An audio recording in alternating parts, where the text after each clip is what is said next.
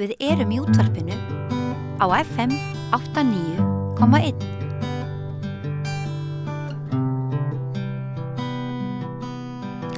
Góðan dag, eins og þið hafið eflaust orðið verfið að þá hefur mikið verið fjallað einhverfu núna undanförnu og satt að segja brá mér í brún þegar ég heyrði hvernig úrræðaleysið gagnvart einhverfum í landinu, fjöldi manns á biðlista og svo virðist sem að þessi hópur sé einhvern veginn utan veltu í heilbrigðiskerfinu. Og til að forvitnast aðeins þetta þá fékk ég til mín 2 góða gesti. Það hún Guðrún Eva Bell Jónsdóttir og sonur hennar Hjörtur Hlíðar og hann einhverfur og kemur hérna með móður sinni til þess að ræða þessi mál. Í rauninni hef ég aldrei heyrt eins bara stóra og langa áfallasögu eins og hjá þér, Guðrún Eva.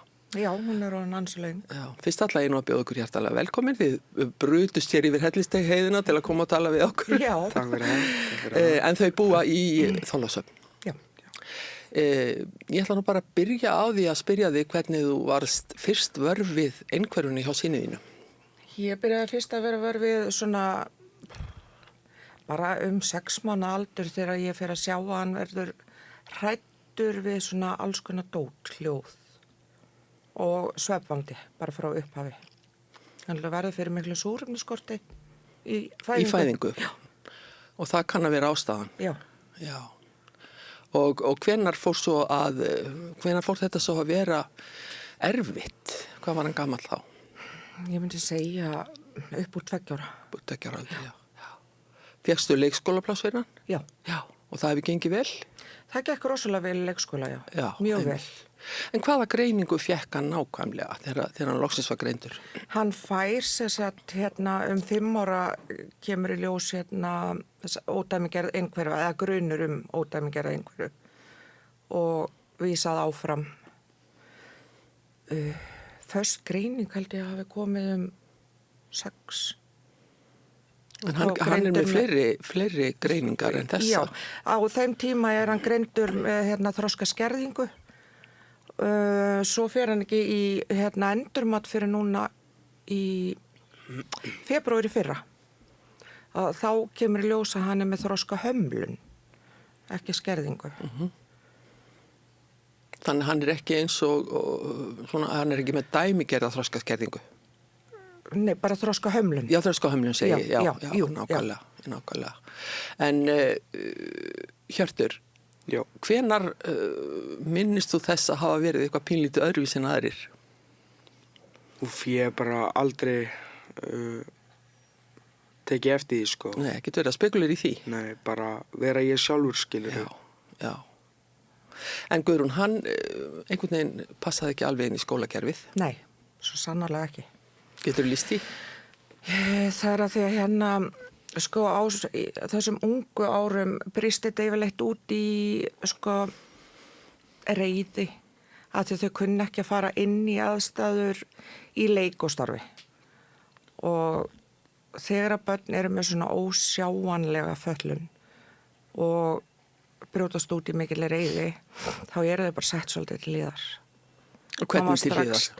Bara tekin, ekki aðlagaður umhverfinu bara inn í venjulegan skólabekk. Var ekki hægt að taka hann inn í bekk? Nei. Og hvaða kennslu fekk drengurinn þá? Það var rosalega takmörku kennsla. Og svo bara var ég að landa í því ítrekað að því að þeir sem eiga að vera stuðningur fyrir hann hafa ekki verið að passa það nógu vel að hann að strúka á skóla og ég láti hann vita svolítið seint og þannig hann bara 6-7 ára, 6-7-8 og ég jafnvel kom til Reykjavíkur og svo hringdi í mig og aðtók hvort hann sé komin heim. Mér finnst oft gert svolítið mikið ráð fyrir það því ég hef verið öryrki alla hans tíð að ég sé bara heima til taks alltaf. Brugðið svolítið öðruvísi við. Og þú hefur væntanlega orðið að vera tölvöld mikið heima á þessum árum? Já, alveg bundin. Já, nákvæmlega. En hvaða einkenni voru þetta fyrir utan reiðina? Átt hann erfitt með samskipti við annað fólk? Jafnaldra, já. Jafnaldra, já. Já. Og þú sagði mig líka að hann hefði beitt ofbeldi. Já. Það er svolítið, það brýst út svoleiðis og þegar að þessi börn ekki að fá rétta leiðbeiningar, sko skólakerfi alltaf stór. Ég er auðvitað móðir hans og mín ábyrgð er mín ábyrgð, en þegar þau í skóla þá þau í skóla. Ég er ekki að vinna í skólanum, sko. Og ef ég man rétt að þá eru skýr ákvæði í lögum málefni fatlaðra sem að kveða á það að börn eigi að fá þá þjónustu sem að þeim ber. Já, en það virði skipta rosalega miklu máli hvaða föllun þú ert með. Ef hún ekki sjáanleg á börnum, þá bara því miður meðferðin allt öðru í þessi. Þetta alltaf þessi óþekku börn. Já, en nú einmitt sé ég að Hjörtur óskup venjulegur ungu maður. Já. 16 ára gamall er það ekki? Jú. Já, og ert það núna að læra á bíl er það ekki? Jú. Já. Hvernig minnist þú þessa tímabil sem að þú áttir í útistöðum við krakkana í skólanum? Bara rosalega mikið laður í einelti í skóla. Hvernig þá? Bara, til dæmis, bara fyrir nokkrum árum þá var ég man ekki, 7. 8. bekk. Þá var ég í svona sérkennslu sem heitir Bjargi í grunnskólanum í Þorlákshöfn. Það var alltaf allir strákanir að segja þú ert í Bjargi. Ég leta ekki stoppa mig, bara, já. Og þú lærðir allt sem þú gast í skólanum? Já. Væntanlega? Hefði viljað fá meiri kennslu í skóla samt. Já. En hefur verið svolítið svona einangraður félagslega? Já, mjög. Ekki eignast vini eða? Mjög lítið. Og á hvaða forsendum? Nú virðist þú vera, allavega þegar ég tala við þig, alveg svo í sletti nú með fulli 5. Bara einhvern veginn gekk það ekki upp? Nei, ég raunin ekki, sko. Nei. En hvernig var að hafa drenginn heima alla daga? Fyrir utan þennan tíma sem hann var þó í skólanum? Þetta voru strembin 10 ár, mjög strembin. Ég ætla ekki að neita því. Hvaða þjónustu sótturðu í að fá fyrir hann? Það sést að vera með liðveitanda. Var hann ekki með það? Jú, Já. það svona, upp og niður. Það ekki á yngri ára mikið. Ekki, nei. Ekki fyrir hann upp úr, 10, 11 ára þegar Styrmir byrjaði að vera með þér. Já, 11 ára. Já. Og ertu með liðveislu í dag? Já. Já. Það gengur vel. Mjög vel. Já. Við erum svo heppin að þessir indislegu körfuboltastrákar sem við eigum. Já, talandi körfubolta, það allavega áhuga mál sem þú hefur umfram skólan og finnst þið gaman í körfuboltanum? Langskemmtilegasta íþróttin. Bara ætla að komast eins langt og ég geti. Og þú ert að æfa reglulega og bara 5 sinnum í viku. 5 sinnum í viku, já. Það ekki slæmt. Þannig að byrjaði 2 ára? 2 ára, já. En segðu mér svolítið frá þessari þrautargöngu sem þú ert búin að gangi í gegnum með drenginn. Hann var þarna á tímabili á Klettaborg eða hvað það heitir? Klettabær. Klettabær, já. Þar, ég er náttúrulega búin að ganga í gegnum svakaleg veikindi og stuttu tímabili byrjaði 2020 og Já, þú sjálf. Ég sjálf. Já. Kerfið mitt bara búið. Heilbrigðiskerfið í rauninni kringu svona gerir bara annan aðalega sjúklingi. Það kom nú berlega fram í umfjöllun í fjölmiðlum núna undanförnu að fólk bara hreinlega að gefast upp. Já. Þegar hann 13 ára, 2022 að verða 13 ára, þá veikist ég, blóðeitrun eftir síendurteknar sýkingar í maga og svona. Og mér haldið sofandi í mánuð út á Spáni. Það hefur verið það alvarlegt? Já, mér var ekki hvað átt ég mikla líkur á að lifa það. Frá 3%. Já. Og þetta var náttúrulega bara rosalega erfið. Ég var bara í hjólastól þegar ég vakna og þurfti að læra svona ýmislegt aftur. Og fékkstu sjálf einhverja aðstóð heima fyrir? Nei, dóttir mín, 11 ára gömul, þurfti að baða móður sína og svona. Það ekkert sem fylgir ef þú ert ekki með, greinist ekki með einhverja ákveðna sjúkdóma, þá verðist kerfið ekkert fylgja neitt rosalega mikið. Þannig að þú þurftir sjálfa að leita eftir því sem að hugsanlega var í boði. Já, en það var ekkert í boði. Það undarlegt. Já. En áttu gott bakland? Ég á yndislega foreldra og systkini. Það eru bara mín stóð og steika. Já, í Þorlákshöfn þá. Já, ef ég hefði ekki mömmu mín og pappa, sem að er bara eins og mamma hans og pappi líka. Ef það var alltaf... Já. Nú Þorlákshöfn svona lítið samfélag. Já. Er verra heldur að sækja sína þjónustu á svona stöðum heldur en í þéttbýlinu hérna heima? Hérna í Reykjavík til dæmis. Ég held að hérna Reykjavík sé ekkert skárri því ég hef reynslu af Reykjavík líka. En það sem orðið aðeins og í Þorlákshöfn að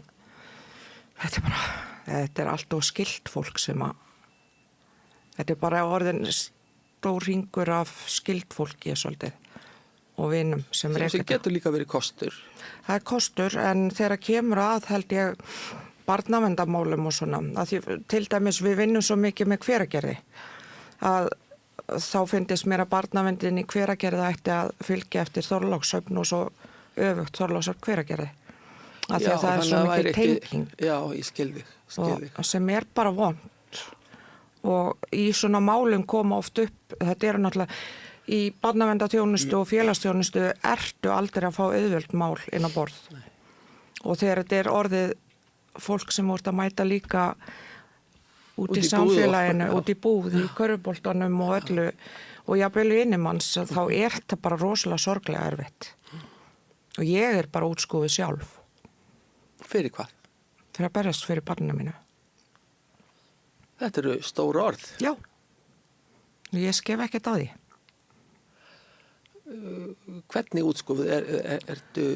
Ég er náttúrulega bara talin svolítið klikkuð. Þetta er lítið bæjarfélag og það er bara öðru í þessi brugðist við öllu sem gerist hjá okkur heldur en bara, veit ekki, kallaða normal. Finnur það alveg? Já.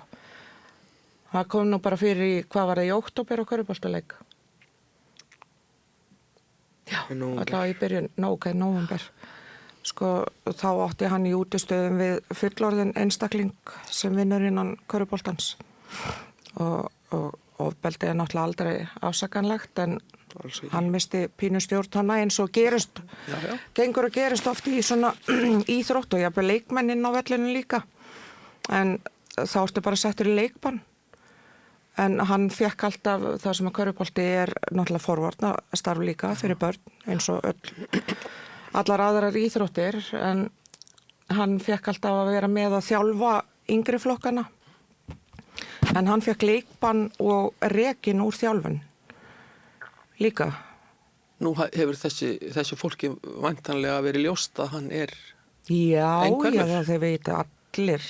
Og hver einkennin eru á einhverfunni? Já. Og gast ekkert gert í þessu? Eða? Nei, ég get voða lítið gert í þegar ég fæ engi svör. Ég er búin að óska eftir fundi með stjórn hana, en það gefur mér engin svör. Ég er bara leiðileg. Já. Nú sagður mér, þegar við spjöllum saman í gær að þú verður orðin sérfræðingur í lögum og reglugerðum sem að við kemur þessum málaflokki. Já, ég legg mig mikið fram í að því að það er ekki nóg að vera bara menntaður á bókinni. Ég bara er ljóninja, sterk ljóninja þegar kemur á börnunum mínum. Hvað áttu af börnum? Ég á 3 börn. Þau 2 yngri en hann? Já, hann á systir sem er 2 árum yngri og svo 9 ára bróðir. Svo ég veindi mér aftur að veikindunum þínum þegar þú veikist þarna út á Spáni og ert meðvitundalaus í allan annan tíma. Hvar voru börnin þá? Hann fór til vinafólks. Já. Að því að mamma og pabbi þurfti náttúrulega að koma og vera hjá mér. Og dóttir mín var hjá pappa sínum og fjölskyldu minni svona til skiptist. og svo yngsti hjá pappa sínum. En hvaða áhrif hefur þetta allt saman haft á börnin þín, yngri börnin? Jú, það er rosalega mikil áfallastreita, alvarlega áfallastreita hjá öllum. Sem lýsir sér hvernig? Bara í veikindum. Hafa þau ekki fengið neina aðstoð eða stuðning? Sko, Og lítið. Sónu minn hefur fengið voða lítið. Dóttir mín er hjá sálfræðingum og svona, en hérna, hún var með liðveislu, samþykkta liðveislu og svo þegar þetta skeið á körfuboltaleiknum og enn og aftur segi ég að það er slemt þegar stjórnendur eru innan líka stjórn körfuboltans. Að þá var tekin liðveisla af dóttir minni, sagt að hún nætti ekki rétt á því. En að fá liðveitanda, það er ekki bundið við fötlun, heldur aðstæður og annað slíkt. Hún áfallaðan bróðir eða með fötlun. Og gast ekki bent á það? Það hefur ekki tætt að segja. En aftur, það er vont þegar hún fær ekki svörin. Já. Hjörtur, hvernig upplifur þú þína fötlun? Er þið ekki talað um fötlun? Eða? Jú, Já. þú veist. Gerðu þið grein fyrir því þegar þú ert að reiðast og jafnvel beita ofbeldi? Já, 100%. Og er þetta eitthvað sem þú hefur enga stjórn á eða? Bara enga stjórn. Enga stjórn. Bara næ. Þegar ég verð reiður þá bara, það er ekki sens að að stoppa sjálfum mig, sko. Ég hef reynd bara allt. Það er reynd að fara inn í herbyggi mitt, hlusta okkur tónlist. Reynd að fara út í göngutúr, það virkar ekki neitt. Hvað finnst þér hjálpa þér mest í lífinu? Er það körfuboltinn? Já, aðalega og liðveisla mín. Ég lít mjög mikið upp til hans. Og hvað gerir þið saman? Við förum saman á körfuboltaleiki, förum saman í sund, já, förum í ræktina. Mér dettur nú í hug þegar ég horfi á þennan unga mann sem að svarar spurningum mínu svona greiðlega og virkar mjög eðlilegur. Hvort að það sé bara hreinlega til hins verra að það sést ekki á honum fötlunin. Já, alveg. Því miður sorglegt að segja það. Alveg svakalega sorglegt. Að staðrendi sér að hún þurfa að vera sjáanleg. Að líka við séum komin til ársins 2026 og það séu ennþá svona miklu fordómar fyrir svona fötlun. Hefur hann ekki komist inn í neitt svona geðteymi eins og fjallarum í fjölmiðlum, svona eitthvað? Þá innan bugl? Já, bara innan kerfisins, ég kann nú ekki alveg að nefna. Nei, það var alveg þrautsegja þarna fyrir, í mæ síðastliðið ár. Þá var hann komin svo langt niður og hann vildi bara enda sitt líf. Já. Ég komst ekkert nema bara barnavæn kom honum inn á Stuðla. Það er meðferðin sem hann fekk við. Og Stuðlar eru ekki beint staður fyrir hann. Hann hefur ekki verið í fíkniefnaneyslu eða neitt slíkt. Eða óreglu. Þetta er náttúrulega bara fyrir óreglu og óreglan er veruleg þarna inni og að hann sjálfur verði fyrir ofbeldi frá starfsmönnum og öðru slíkt er bara... Gerðist það? Já. Á Stuðlum? Já. Þrátt fyrir að starfsfólk hafi verið vara við því að hann myndi snappa endalega. Hvað var hann lengi á Stuðlum? Þetta voru 4-5 dagar. Nú var það ekki meira? Nei. Við gátum ekki meira, við gátum ekki tort upp á þetta. Hann endaði upp á bráðamóttöku. Honum var ekki gefin lífin sín og var í frákvörfum ælandi yfir sig og kemur tilkynning frá til barnavendar frá lækni á bráðamóttökunni að barn væri yfirvofandi hættu en hann var sendur aftur þangað. Og þá náðu foreldrar mínir bara í hann daginn eftir. Og þarna á þessum 5 dögum fæ ég 2 alvarleg taugaáföll. Ég bara heima og bara mig á mig, þakka ég fyrir. Já. En manstu eftir þessum tíma, Já, Hjörtur? Já. bara, hvernig á ég að lýsa þessu bara, ég veit það ekki. Þetta var bara mjög, bara stuðlari, bara ekki meðferðarúrræði fyrir nein börn á Íslandi, sko. Bara ekki fyrir nein, mjög mikil óregla. Alltaf verið að smygla inn þótt að þeir viti af því allir starfsmennir. Ekki gert neitt í því. Ég fæ að hanga með strák sem að banaði stúlkun á menninganótt. Bara ekki í lagi. Og Það vantar allt eftirlit bara að hálfu algjörlega. barnaverndar og barna- og fjölskyldustofu. Þá erum við aftur komin að þessu stóra máli sem að hefur nú verið í, eða getum vitnað í það sem hefur verið í umræðinni, að það hefur sárlega vantað eftirlit. Já. Og það virðist vera á fleiri stöðum í kerfinu. Já, mjög mörgum sko og ég bara átta mig ekki á því hvað ætlum við að láta gerast áður en hvað svona flókið við að hafa þetta eftirlit. Af hverju erum við með alla þessa barnaverndafylltrúa hjá öllum sveitafélögum, bæjarfélögum? Ekki alltaf borið við peningaleysi, mér heyrist það. Peningaleysi og svo hægt að vera með einkarekin úrræði eins og Klettabæ og það eru fleiri 20 miljóna ári fyrir eitt sveitafélag greiða fyrir eitt barn. Og hann var á Klettabæ, hvernig var reynsla ykkar af því? Ekki góð. Ekki góð. Nei. Fekk hann ekki einhverja meðferð þar eða? Nei, þetta er bara svona, þetta er eins og sért að setja bara dýr í pössun. Þetta er bara geymslustofnun. Já. Algjörlega. Já. Og eins og ég segi, þarna kemur það líka að þegar börn er að missa stjórn á sér, þá eru inngrip til þess að koma í veg fyrir þau skaði sjálfa sig eða aðra. En mér finnst hræðilegt að það sé búið að bráka bringubein í honum og brjóta báða framtönnar í honum og mér finnst það bara ekki í lagi. Og hvað á barn sem að bregst með ofbeldi að halda þegar að ofbeldi er beitt honum. Á honum þá ekki bara að finnast það í lagi. Ertu að segja mér með öðrum orðum að starfsfólki hafi beitt hann ofbeldi? Já. Starfsfólk er sett líka bara inn í þessar stöður með ekki nægilega þjálfun. Það þarf að þjálfa fólk ofboðslega mikið og setur ekkert bara eitthvað tvítugt fólk í svona starf og það veit ekkert hvernig það á að bregðast við.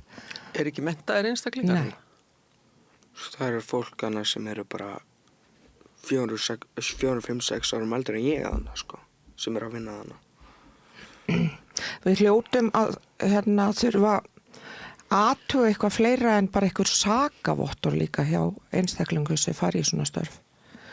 En ég vil taka það fram líka að þetta eru líka störf sem að fólk þarf að vinna í undir hreinni og beinni skítu í kerfinu. Þetta er erfitt fyrir þau líka. Þetta er rosalega erfitt fyrir ungt fólk að lenda í því að meiða barn. Lítaðu ekki þannig á að þau séu að verja sig eða eitthvað fyrir? Jú, en það má ekki skaða barnið. Hvað var hann lengi þann á Klettabæ? Þetta er 1,5 ár. Rúmlega 1 ár, já.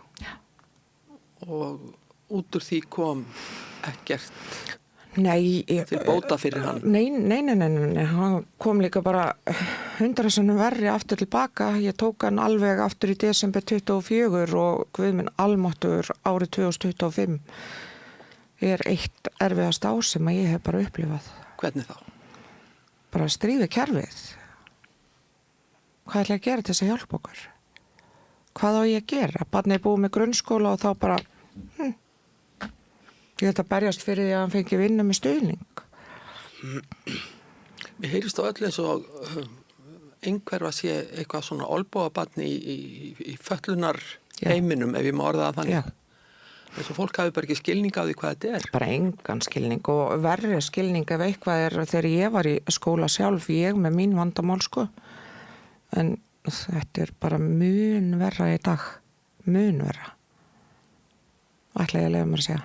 Heldur en fyrst þegar þú varst að berjast í þessu? Nei, ég heldur þegar þú- ég já. var í minni grunnskólagöngu. Já, nákvæmlega. Og ég bara þannig, ég þurfti að upplifa ýmislegt og það bara fær enginn að koma svona fram með barnið mitt án þess að það heyrist í mér. Og ég hvergin hætt. Hann verður 18 ára eftir 1 ár. Og Hvernig bara hefur þér sjálfri liðið í þessu öllu sama fyrir utan þessi stóru veikindi sem þú lendir í? Ég meina, þú sagðir við mig í gær að þú notaði svolítið húmórinn til að komast í gegnum þetta? Já, hann er sótsvartur húmórinn og ég tek mínu lífi ekkert of alvarlega og fólk sem ég þekkir segir yfirleitt að við ekki sterkari einstakling. Ég var að klappa mér á öxlina fyrir það. Kemst alltaf áfram einhvern veginn, ég veit ekki á hverju sko, en það kemur alltaf að einhverju falli, þú getur ekkert endalaust. Ég er ein með börnum mín og ég er rosaleg tuskukettling, ég hef aldrei mist það alveg niður, ég geti alltaf hugsað heimilum mitt sko, og hvað þó ekki farið í ræktina mína, nýja sundi mitt, ég er bara búin að missa allt. Og þú ert enn að kljást við eftir stöðvar þessara veikinda? Já, ég sem sagt er í dag með POTS og ME sem að þróast oft með svona miklum veikindum. Hvað er það svo, útskýra það fyrir þeim sem ekki vita? POTS er stöðuleika heilkenni. Það sem að hjartað bara pumpar of mikið, var alltaf í kyrstöðu sem sagt í 130 í púls og maður getur þetta ímyndaður bara að reyna að ryksu eina móttu, þá fór ég yfir bara. En ME, hvað er það? ME er kallað þessi bara gamla síþreita eða svo kallað akureyraveiki hér áður fyrir og það er bara allt erfitt, maður er alltaf þreyttur, alltaf veikur. Og þetta telur þú vera afleiðingar af þessu mikla álagi sem hefur verið á þér með drengin? Ekki spurning. Ég var rosalega heilsurhaust manneskja, ég var öryrki bara eftir slís sko, en ég er ekkert öryrki eftir slís í dag, bara álag og Þú lendir í slísi í ofanálag? Já, það er langt síðan. Já. Það er 23 ár síðan. Já, það er ekki til að bæta það. Nei, en vann alltaf með því þá til að ég átti hann, eða sem sagt var ófrisk og honum var í fitnessport nýri Laugum. Já. Hjörtur, hvernig svona gengur dagurinn hjá þér núna? Bara get ekki gengið betur sko. Hvað gerur þú strax þegar þú vaknar? Mæði ég vinnuna. Þú ert að vinna hvar? Ég er að vinna á pizzastað. Í Þorlákshöfn? Já. Já. Í hlutastarfi? Bara fullu starfi sko. Fullu starfi, já. Og hvernig gengur það? Bara mjög vel. Já. Mjög vel. Já. Þú voru ekki lent í neinu svona erfiðu þar? Nei. Og liðveislan kemur til þín hvað? Hverjum degi eða? Ég myndi segja svona einu sinni 2 í viku sko. Já. Það er hann á 40 tíma á mánuði með honum. En svo er hann náttúrulega bara í meistaraflokki körfubolta og fullri vinnu. En við erum rosa heppin með hann ísokkur. Finnst ykkur þetta að hafa svona, kannski, ef ég má orða það þannig, lagast með árunum? Eftir hann varð svona... Með þá ofbeldi hjá honum og já, svoleiðis. og þessi einkenni einhverfunnar, hafa þau eitthvað breyst eða? Já, hann kemur rosalega óvart. Hann kemur mömmu sinni sífellt óvart. Þetta voru náttúrulega, þetta eru búið að vera erfið ár síðan 22, bara fyrir okkur öll. Og hann getur miklu meira en maður heldur. Ef hann hefur mikið náhuga á hlutunum eins og bílprófunu, þá er hann bara, hann svífur í gegnum þetta. Gengur frá mömmu sinni fyrir rætt við að fara út að keyra orðið. Eina sem ég beðið um núna, getur þú að fara með mig á rúndin? Ertu með hann í æfingaakstri? Jú. Já, ég líst vel á það. Já. En hann er rosalega klárverklega. Já. Alveg svakalega. Ég spyr nú eins og fáið skona, er það ekki oft þannig með einhverfa að þeir svona finna sér eitthvað sem að þeir ráða vel við og það tekur hug þeirra allan? Flest allt annað en bækur. Já. En þú fórst í gegnum grunnskólan? Já. Já. Já, já. Ég reyndar kláraði ekki 10. bekk. Nei, en þú allavega, já, en þú ert allavega búin með grunnskólan. Já, ég útskrifast úr grunnskóla Já. og ætla mér að fara í framhaldsskóla eftir sumarið. Hvað ætlar að læra?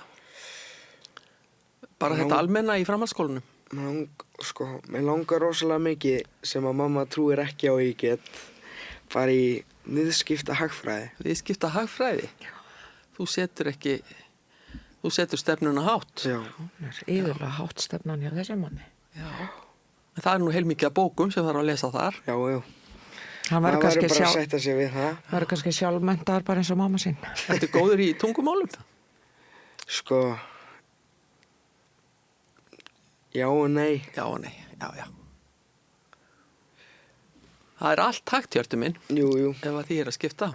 Það er bara, hann þarf bara að fá að vera, börn sem eru svona þurfa bara að fá að vera samþykkt á samfélaginu.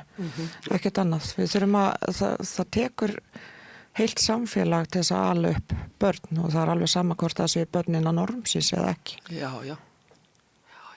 En nú er hann verða 17 ára gamall og hérna bráðum verður hann fullorðinn maður, svo kallað er. Ertu ekkert áhyggjufull hvað tekur við, til dæmis ef sko, það er asnalda að spyrja svona, en ég verði nú samt að spyrja þegar því nýtur ekki lengur við? Jú, það ræði mig. Það er Eru einhver úrræði fyrir hann? Nú, líklega þarf hann alltaf einhver aðstóð. Já, en ég er svona eiginlega bara búin að gefast upp á og berjast við að spyrja út í þetta sjálf hjá yfirvöldum barnavernda þjónustu og svoleiðis.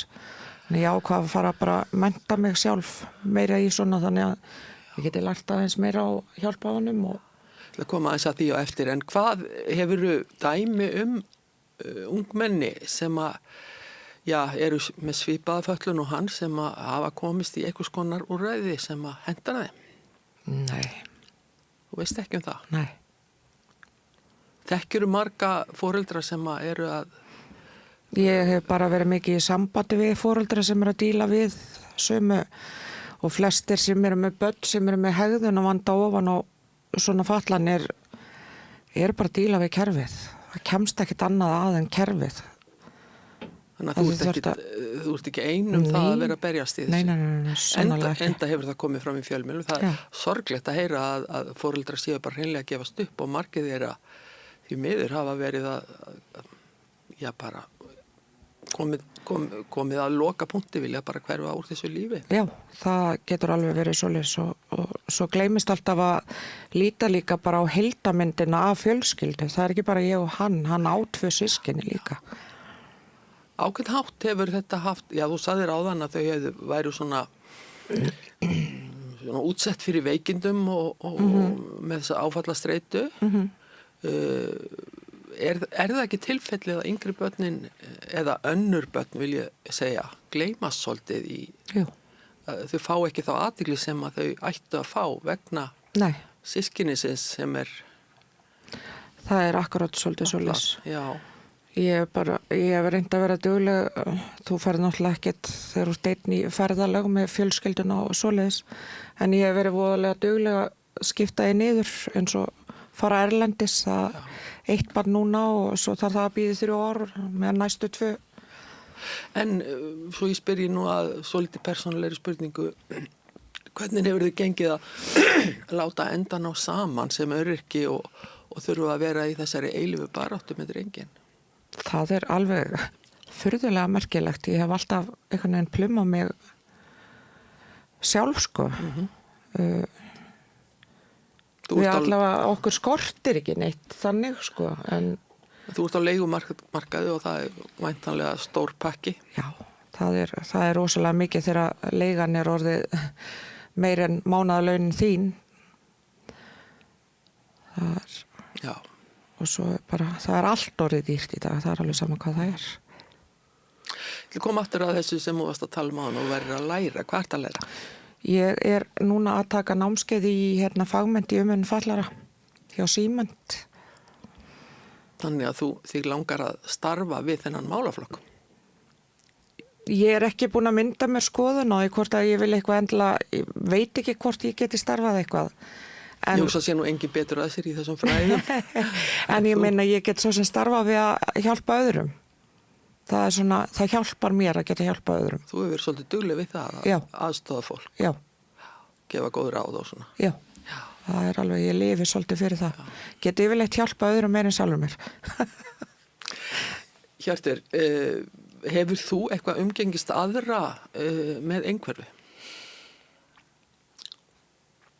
Voru ekki einhverju svoleiðis þarna í Klettabæ? Jú, ég man samt voða lítið eftir því, sko. Já. Það er enginn í Þorlákshöfn sem að þú getur svona hangið með eins og þið nefnið það stundum? Nei, þú veist, ég er voðalega bara eina sem ég ger á daginn er að vinna, fer heim og síðan bara beint á æfingu. Já. Síðan bara fara að sofa, skilurðu. Já. Það er svona það sem ég geri dagstæðlega. Já, og þér kemur vel saman við systkinið þín og svona? Já, elskaðu mér en allt. Er það ekki? Já, og mamma mína líka. Og mamma þín er stóri kletturinn? Já, ég veit ekki hvað ég væri án þeirra. Dásanlegt að heyra þetta. Og mamma gæsa húð.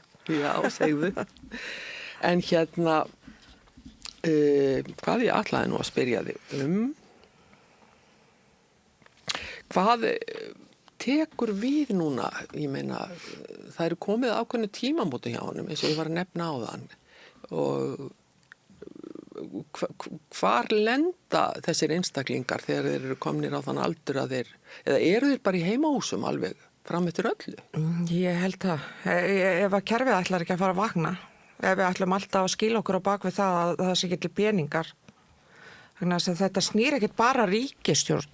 Þetta snýr líka af sveitafélögum. Já, mikil ósköp. Það er nóg til að peningum eins og í Ölfu, sko. Já. Og við hljótum að geta lagt meira í þennan málaflokk. Já. Ég trú ekki öðru. Hvað heldur að vera hægt að gera ef að sveitafélög landsins bara og öll, já, tækja sér saman og setja einhver fjáröfl í þetta Ég má til málefni? með að nefna eitt tilfelli sem að ég vissi af. Vinkonu mín einn var þroskaþjálfi í Noregi, íslensk stúlka, og hún var forstöðumaður yfir heimili þar sem var bara einhverfur einstaklingur, að vísu mjög erfiður einstaklingur, en hann var með 5 starfsmenn í kringu sig. Já. Sjúkraþjálfara, félagsráðgjafa og sálfræðing og hvað þetta heitir. Þetta var svolítið merkilegt að upplifa þetta. Hún sagði að það væri gríðarlega mikið gert fyrir. Við verðum náttúrulega líka bara að gera meira fyrir því. Þetta er framtíðin okkar og það fæðast mörg svona börn á ári. Og þetta er ekki eitthvað sem að rjáttlast á honum? Nei. En ég held að hann bara er einn af þessum hefnu að eiga sterka mömmu. Já, en það var svo mikið rætt um geðteymi. Já. Nú er drengurinn þinn ekki geðveikur eða geðfatlaður á neitt nátt, er það? Nei, ekki að mér vitandi. Ætti hann heima í einhverju svoleiðist heimi? Að sjálfsögðu. Já. Hann hefur aldrei komist inn í neitt svona teymi? Sko, þegar hann var 7 ára þá var hann í innlögn á Bugl í 7 vikur. Svo fóru við reynda til Danmörkur. Ég gat ekki hugsað mér að vera með hann í skólakerfinu eftir þessi 2 fyrstu ár í skóla hérna. Já, talandi um skólakerfið, áður við komum að Danmörku. Já. Hann var aldrei í bekk í skóla? Nei.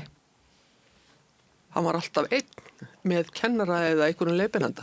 Já, bara einn með þessum krökkum sem að... Fyrsta árum mitt í skóla var ég bara inn í bekk og Já. Síðan ekki söguna meir? Nei.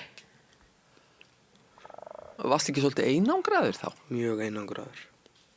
Þarna er náttúrulega, sko, þegar börn hafi ekki þessa hæfni til þess að fara inn í leik og starf. Hvað erum við að gera fyrir börnin? Hvað erum við að þjálfa börnin í?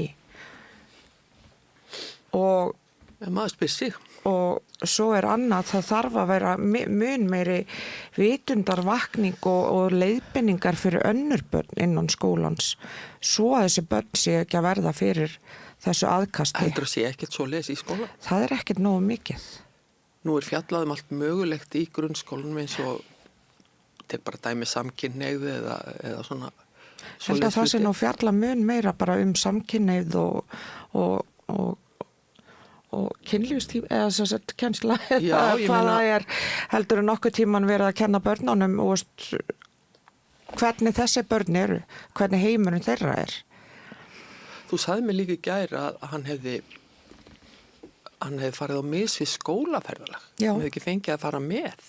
Nei, en þau telja sig eða skila sér á bakvið það skólinn heima og yfirvöld að við höfum ekki treyst okkur í að hann færi en ég átti að vera að vinna í því að finna stuðning fyrir hann eða eitthvað og svo auðvitað treysti hann sér ekki að fara heldur af því að þetta í maí, þau höfðu alveg frá janúar til þess að veita honum stuðning og undirbúa þetta en það endaði svo að hann fór ekki með.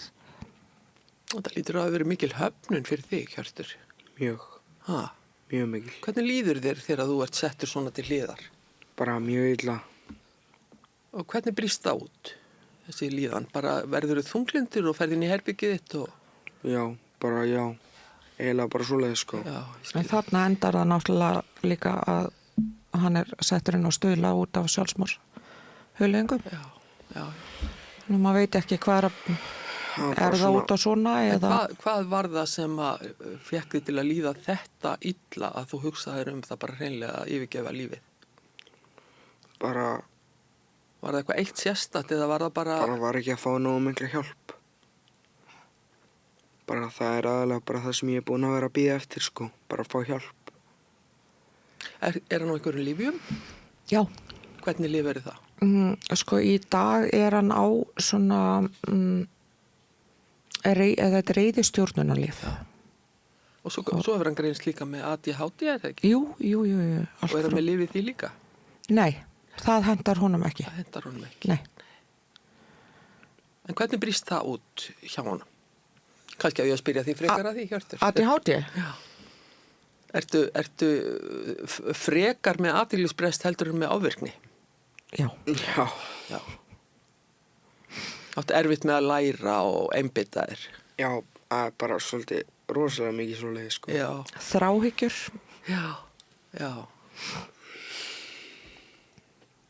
En hann hefur, ég var nú svo heppin að ég náttúrulega tek ekki nei þegar ég að reyna að hjálpa barninu mínu. Þannig að fyrir 2 árum þá komist við að hjá Bertrand, ég sótti bara aftur og aftur. Komist við að hvar? Hann heiti Bertrand, barna- og unglingageðlæknir. Já. Vinnur meðal annars og bugl og með einkastofu. Já. Þannig að hann búin að vera mánaðarlega hjá honum í 2 ára og hann hefur bjargað okkur að finna réttu lyfin fyrir drengin, sko. Það hefur bara aldrei verið gert. Það er gott að heyra það að þú verið einhvers staðar fengið jákvæðar undirtektir. Já, það er alltaf eitthvað jákvætt. Það er ekkert allt neikvætt. En er þetta kannski svolítið svoleiðis að þú ferð eitt skref áfram og svo 2 aftur á bak? Já, ég alltaf á leiðin upp Þrengslabrekkuna og ég kemst aldrei í miðja brekkuna og svo bara niður aftur. Já, þú getur leiðið þessu. Ég horfði svolítið svoleiðis á. Já, ég að reyna að komast upp á bakkan í sundlauginni. En aftur að Danmörku, þú fluttir þangað með fjölskylduna. Já. Var ekkert betri þjónusta þar? Já, jú, guð mig góður. Já. Það er alveg tvennt ólíkt og það eru kostur og gallar allstaðar. Það er alveg sama hvar þú ferð. En með hin börnin, þá var þjónustan svo mikið betri líka. Já. En sú ferð var nú búin 2 árum seinna því að ég fekk ekki meðlög og svoleiðis með börnunum mínum. En ég gæti ekkert lifað þar.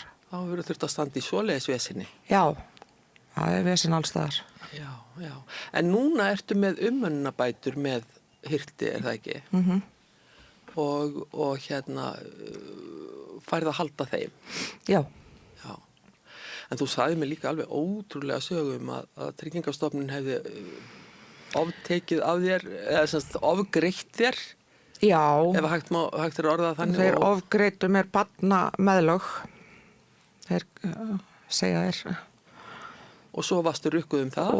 Og þegar hann var í Klettabæ gerði ég samning við Barnavernd Reykjavíkur af því að mér varst nógu erfitt að láta barnið frá mér. Ég vildi ekki láta hann fjárhagslega frá mér líka. Vildi hugsa hann með fatnað og lífin hans og allt sem snýra á honum. Og jú, þeir sögðu það að ég fengi að halda umönnagreiðslum og öllu. En fekk það í bakið 18 mánuðin seinna frá Tryggingastofnun. Og feitan reikning. Feitan reikning. Og þú ert enn að borga hann. Já, ég er enn að borga líka frá Danmörku síðan 2018, sko. Og það er engin miskun hjá TR því að þeir segjast ekki vera lánastofnun. Að það er bara tekið af örorkubótum. Já. En þannig verður bara, það er verið að brjóta réttindi barna minna. Það er verið að brjóta þeirra, taka framfærsluna þeirra. Það er til eitthvað sem heita barnaverndarlög á Íslandi og það er líka til barnasáttmáli Sameinuðu þjóðanna. Já, það er ekkert, við verðum sennilega... Lögin eru til. Lögin eru til, en við verðum... Það þarf að fara eftir því. Það er engin vilji til þess að fara eftir þeim. Það er alltaf hægt að búa til ykkur lög hérna, en að framfylgja þeim er svo annað mál. Þú þarft að, eins og ég segi bara aftur á sjálfur mér, að þú þarft að lesa það alveg til sjálfur með lögin og geta rekið ofan í kerfið og það er engin sem segir hverju þú átt rétt á. Þá veldur maður fyrir sér hvað fólk gerir sem er ekki mjög vel læst á lög og reglugerðir. Það getur leitað til mín. Já, þakkaði fyrir það. Það er fallega sagt. En þetta náttúrulega þeir ekki allir sem hafa bara orku í að berjast í þessu kerfi. Nei, þetta er rosa mikil vinna. Ef einhver heldur að það sé einfalt að vera bara öryrki heima með 3 börn og lesa ykkur lög, þá er það síður en svo. Ég vildi óska að ég væri bara út að vinna. En lífið þitt, Guðrún, Eva, hvernig er það? Ég meina, ferð ekki á mis við margt í lífinu sem að bara... Ég fer á mis við allt. Þú ferð á mis við allt? Ég er mjög félagslega einangruð. Ég er bara heima og sinna börnunum, vera til staðar. Þetta hefur haft mikil áhrif á þína daglegu venjur bara. Já. Reynda þekkir kannski ekkit annað síðustu 17 árin. Nei, ég raun og vera ekki, sko. En maður er alveg farin að finna að maður er farin að eldast og þreytast og þetta langar mér að geta farið líka og ég hitt ekkit fólk orðið, sko. Maður verður þú er svo fastur í þessum heimi. Svona að þú ert í tölvunni á daginn leitandi og gramsandi og hringjandi í lækna og meðferðaraðila. Ég er svona gamaldags líka, ég er bara með bunga af pappírum og alltaf að fletti í pappírum. Er það ekki? Jú. Hvað segir þú, Hjörtur? Hvernig svona horfir þú til framtíðarinnar? Þið langar að verða viðskiptahagfræðingur? Já. Setur markið hátt? Og atvinnumaður í körfubolta. Atvinnumaður í körfubolta, það er nú ekki slæmt markmið eða slæm markmið að stefna að. Alls ekki. Svo er hann búin að samþykja svo ég geti haldið áfram að hjálpa honum af því að ég er honum svo stressuð mamma að hann sé að verða 18 ára.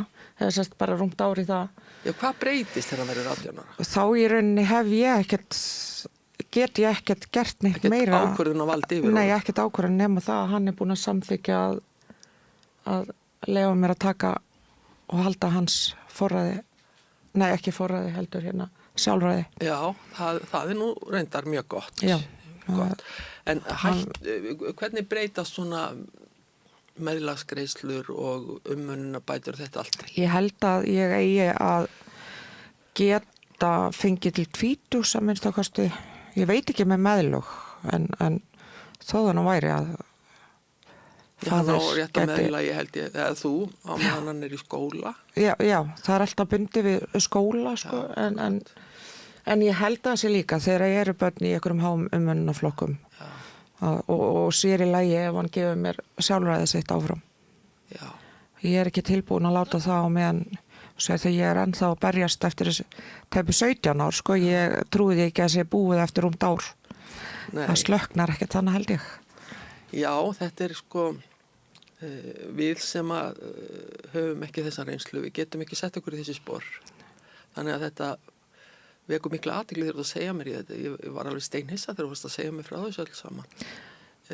Og bara yfir höfu hvernig þú hefur getað komist í gegnum þetta allt saman. Já, það var... Svona sæmilega óbrjálöð. Já, svona ég missi vitið inn á milli, sko. Ég ætla ekki að neita því, en hver myndi ekki gera það fyrir veikt barnið sitt? En bara svo fólk átti sig á því sem er að hlusta á okkur núna, nú 83 börn, þú hefur enga stuðningur frá feðrunum. Nei. Og það er bara 0. Það er 0. Já, það er nefnilega, það er ótrúlega sárt. Og aldrei mikið sett börni mín í pössun eða þannig. Hann hefur farið ömmu sinni og afa. Til dæmis Og systur minnar. mjög góð ástæða að maður sé þunglyndur út af að maður fær ekki að tala við pappa sinn. Já, þú þráir það að fá að tala við hann. Vill bara, já, bara mér finnst það mér hefur pælt í því sko að það sé, mér líður bara svo, að það sé ógeðslega ósanngjarnt að aðrir fá að eiga pappa en ekki ég. Já, ég skil það alveg vel. Gæti hugsast að væri að hlusta á okkur kannski. Já, Gæti hugsast. það geti verið. En þú átt á væntanlega einhver systkini annars staðar, er það ekki? Já, 2 önnur. Já. Já, lífið er alls konar. Það er alls konar. Það er alveg á reynu. Já, gott fólk. Tíminn hefur alveg svoleiðis bara liðið eins og ég veit Ég ekki sagði hvað. að við gætum alveg setið og spjalla í 6 tíma, sko. Gætum alveg gert það, sko. En hérna svona lokum ætla ég að spyrja ykkur bæði. Ég minna, er hægt að hugsa takkið bara 1 dag í einu? Það er bara 1 dag í einu og í rauninni bara klukkutíma fyrir klukkutíma. Svona í hugsunum og við erum bara svo einstaklega heppin að eiga sameiginlega áhugamál. Já, sem er körfuboltið. Já, allt Alveg heimilið. snarklikkuð og körfuboltaleikjum. Sko. Já, hann skammar sín stundu fyrir mömmu sína. Mamman alveg að missa sig á árundapöllunum. Já. Ha. Það er reyna við alla kannana. Uss. Mamma er nú svolítið sætkona, það var svo sem ekkert skrítið. En hérna, já, þannig að þið takið 1 dag í einu og Guðrún, ef að þú ert ljóninja, eins og þú sagðir, og ætlar að berjast fram í rauðan dauðan fyrir drengnu þínum. Og öðrum. Já. Og mér fallist sem hún sagðir áðan að ef einhver hérna úti er að hlusta sem veit ekki hvað hann á að bera niður eða er bara hreinlega að bugast, þá getur hann haft samband við þig. Alveg bara. Og þér finnst það ekkert aukið álag? Nei, það er bara, fyrir mér er það frí frá mínum vandamálum. Já. Hjörtur, þú stefnir hátt, ég veit það, en hver eru svona markmiðin á næstunni? Ertu að fara að taka þátt í einhverju móti í körfuboltanum með eitthvað slíkt? Sko, ég bara, núna eins og er ég bara að fókusa á að vera deildarmeistari eins og ég fyrra. Í hvað flokk ertu? Ég er í 12. flokk. Já. Það er svona markmiðið eins og er. Já. Hvað heitir félagsliðið þitt? Þór Þorláksson. Við erum græn. Þetta átti ég nú að vita, almáttur. En ég er handbolta og fótboltakona, þannig að ég... Já, það er enda mjög skemmtilega íþróttir líka. Já, það eru það, sko. Hann fær ekki mömmu sína með í áhorfin þar. Nei. En það var alveg dásanlegt að fá ykkur hingað. Takk fyrir að vilja fá okkur. Já, bara mín var, ég leyfi mér að segja heiðurinn, ég vil ekki segja ánægjan vegna þess að þetta er ekkit ánægilegt umræðefni, en minn var heiðurinn að fá ykkur hingað og ég vil sérstaklega þakka þér, Hjörtur, því að þegar mamma einn stakk upp á því eða hún stakk ekki upp á því, ég stakk upp á því að þú kæmir og þá var ég svona aðeins tvístigandi að því í mínum huga eru einhverfur svona eins og The Rain Man. Já. svona eitthvað vesinn á þeim, en það er nú ekki aldrei sagt að sjá það á þér. Þetta er mikil elska. Þakklátt fyrir hans bara ungur og fallegur og greindur strákur. Takk. Sem fær ekki að flytja voru mömmu sinni. Nei, nákvæmlega. Innilega þakki fyrir komuna enn og aftur og gangi ykkur allt að sólu eins og sagt er. Takk kærlega fyrir það. Takk fyrir okkur. Við heyrum svo síðar, í næsta þætti verður tekið fyrir allt annað málefni. Verðið blessuð. Við lifum á tímum þegar þörfin fyrir opna og gagnrýna umræðu er brýnni en nokkru sinni fyrr. Ég heiti Ólína Kjerúlf Þorvarðardóttir og ég styð og vel samstöðina, sjálfstæðan og óháðan fjölmiðil. Alþýðufélagið er eigandi samstöðvarinnar. Markmið félagsins er að auðga og bæta umræðu í samfélaginu. Allir geta gengið í Alþýðufélagið með því að skrá sig fyrir áskrift að samstöðinni. Samstöðin.is